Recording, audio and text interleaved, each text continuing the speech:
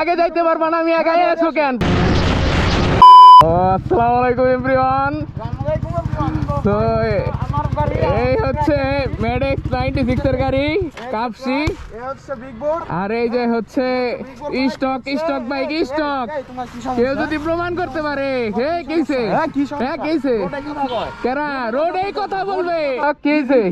কি আগে যাইতে পারবা না, আমি একাই আছো কেন? গাড়ির পাওয়ারে আসো। তো চলেন গাড়ির পাওয়ারে এখন কথা হবে। তো দেখা যাক।